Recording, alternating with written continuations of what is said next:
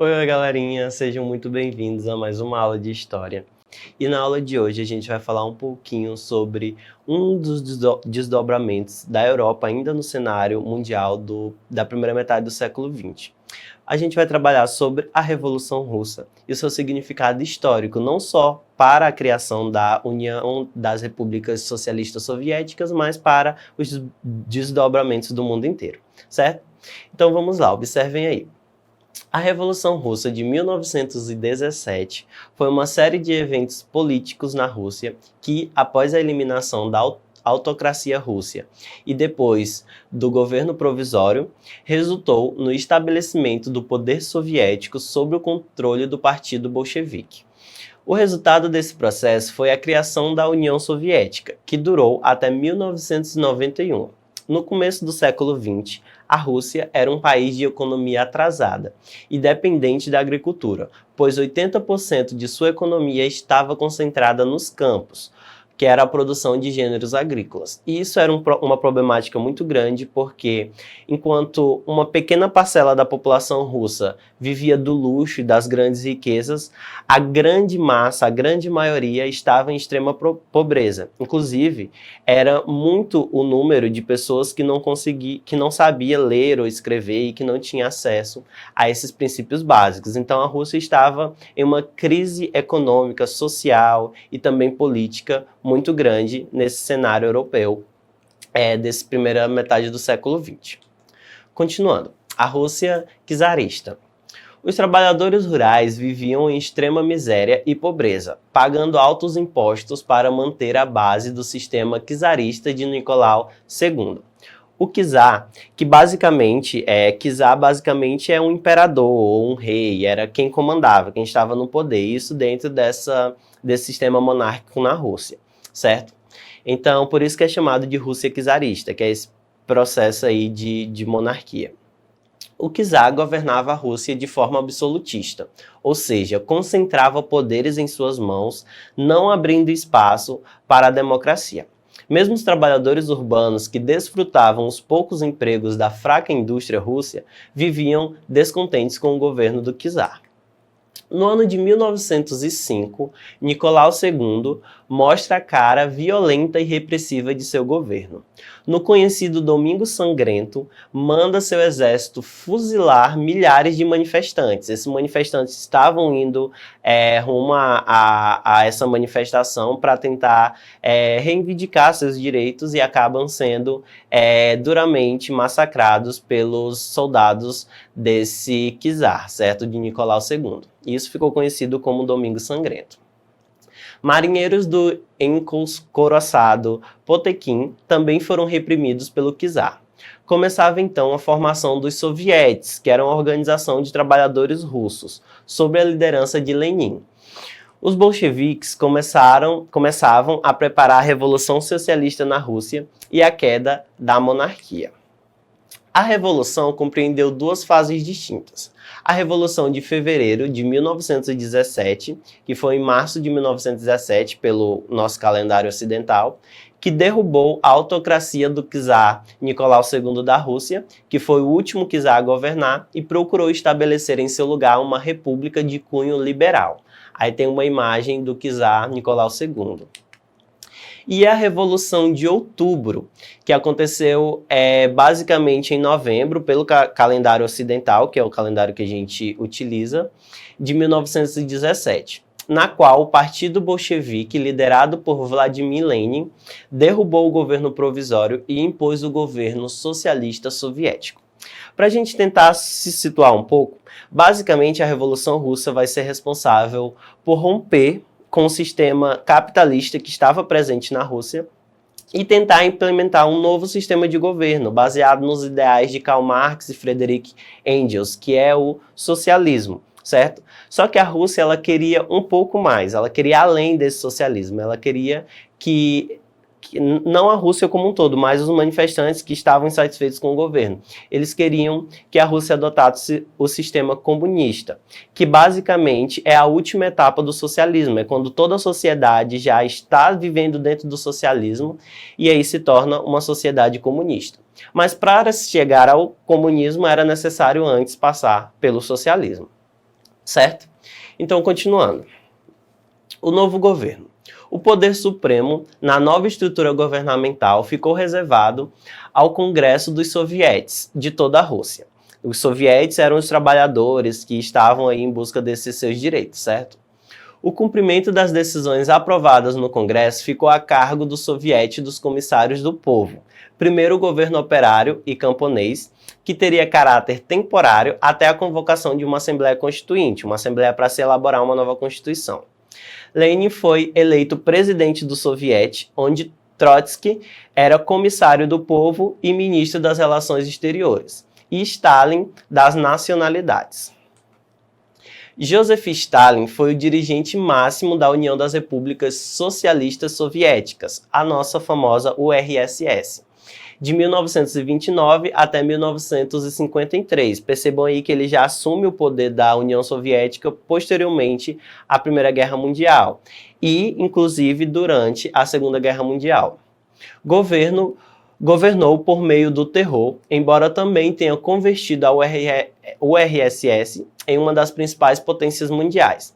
Então, basicamente, um dos grandes impulsionamentos para a Revolução Russa acontecer foi porque a Rússia estava passando por todas essas crises econômicas, todas essas crises sociais e políticas. O povo estava passando fome, o povo não tinha o que comer, não tinha onde trabalhar, não tinha do que sobreviver. A Rússia estava com uma economia defasada, eles não tinham muita armamento, não tinham muito dinheiro, não tinham muitos produtos, mas mesmo assim decidiram entrar na Primeira Guerra Mundial, o que não durou muita coisa, porque em curto período de tempo a Rússia perdeu basicamente todos os seus soldados na guerra, os seus armamentos, a sua economia se defasou mais ainda, e com isso o povo ficou cada vez mais insatisfeito. É por isso que em fevereiro de 1917 acontece a primeira fase da Revolução Russa e em novembro, outubro, acontece a segunda fase, certo? E isso muito da insatisfação do povo com o governo de Nicolau II.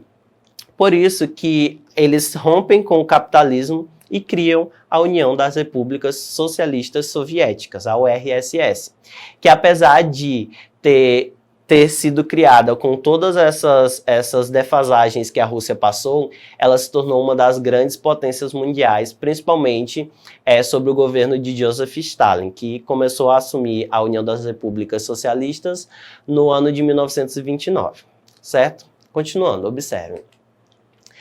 O novo governo pôs fim à participação da Rússia na Primeira Guerra Mundial através do Acordo de Paz de Brest-Litovsk, assinado em 3 de março de 1918.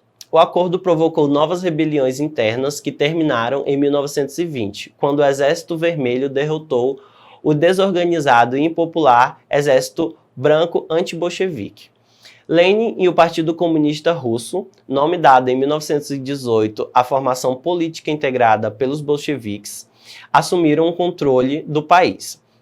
A 30 de dezembro de 1922 foi oficialmente construída a União das Repúblicas Socialistas Soviéticas, que é um dos grandes passos de toda essa Revolução Russa. A construção dessa União das Repúblicas Socialistas Soviéticas, o rompimento com o capitalismo, com o sistema capitalista e a adoção desse sistema socialista, que culminava futuramente num possível sistema comunista. A ela se uniram os territórios étnicos do antigo Império Russo. Oposição. Observe. O Partido Operário Social-Democrata Russo era crítico com a política do país, porém, as divergiam de como solucionar o problema da Rússia. Isso acabou por dividi-la em duas correntes. Então, apesar deles estarem unidos no mesmo ideal, que era o rompimento com o capitalismo, o surgimento de uma nova ideologia, esse partido ele era dividido em duas grandes correntes, que eram os bolcheviques, que significa maioria em russo, liderados por Lenin, que defendiam a ideia revolucionária da luta armada para chegar ao poder, e os mencheviques, que era a minoria em russo, liderados por Plekhanov, defendiam a ideia evolucionista de se conquistar o poder através de vias normais e pacíficas, como, por exemplo, as eleições. Então, uns eram os mais radicais e os outros eram os mais pacíficos, vamos dizer assim. A maioria e a minoria, certo?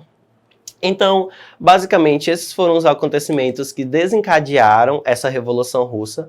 O que é importante a gente absorver é o porquê dela acontecer, de toda essa insatisfação econômica e política que a Rússia estava passando, principalmente com o setor mais pobre da população, o rompimento com o sistema capitalista, a criação da União das Repúblicas Soviéticas. Então, todos esses desdobramentos são muito importantes para o cenário mundial, principalmente para o cenário da Segunda Guerra Mundial e da Guerra Fria, certo? Então, para a gente absorver um pouco melhor o conteúdo, vamos fazer duas questões básicas para a gente melhor fixar. Observem aí, primeiro. O Partido Operário Social Democrata Russo era dividido em duas correntes. Quais eram elas e o que representavam? A gente acabou de falar dessas duas correntes. Apesar deles estarem unidos no mesmo ideal, eles se dividiam em dois, certo?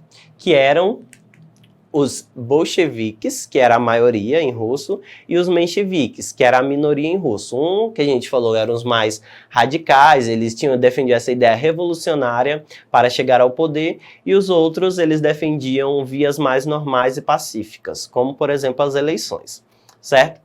Segunda questão, observe.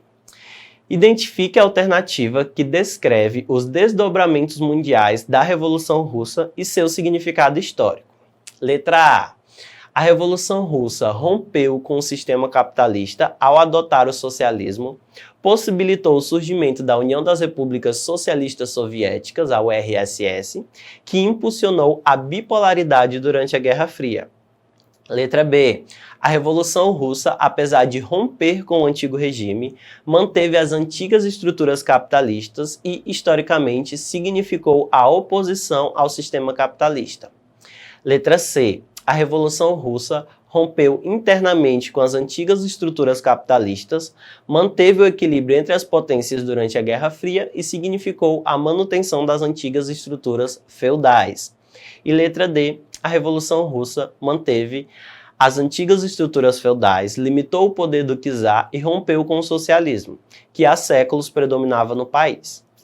Então, qual é a questão certa? A alternativa certa é a letra A, certo? A Rússia rompeu com o sistema capitalista ao adotar o socialismo, possibilitou o surgimento da União das Repúblicas Socialistas Soviéticas e impulsionou a bipolaridade durante a Guerra Fria, que era basicamente esse período de tensão entre os Estados Unidos, que era uma potência capitalista, e a URSS, que era uma potência socialista. As outras alternativas estão incorretas, na verdade, por pequenas coisas. Por exemplo, a letra B, a Revolução Russa, apesar de romper com o antigo regime, não tem nada a ver, o antigo regime é muito anterior a isso e aconteceu principalmente na França, da Revolução Francesa. A letra C fala aí de romper com as antigas estruturas capitalistas, mas diz que manteve o equilíbrio entre as potências durante a Guerra Fria. E não teve nenhum equilíbrio entre as potências. Havia a bipolaridade, certo? Era uma rivalidade. A alternativa D também está errada, incorreta, porque diz que a Revolução Russa limitou o poder do czar, mas rompeu com o socialismo. E, na verdade, ela rompeu com o capitalismo e adotou o socialismo, certo? Então, a alternativa certa só poderia ser a letra A. Então, eu espero que vocês tenham conseguido compreender o que a gente tinha como objetivo nessa aula, desses desdobramentos da Revolução Russa.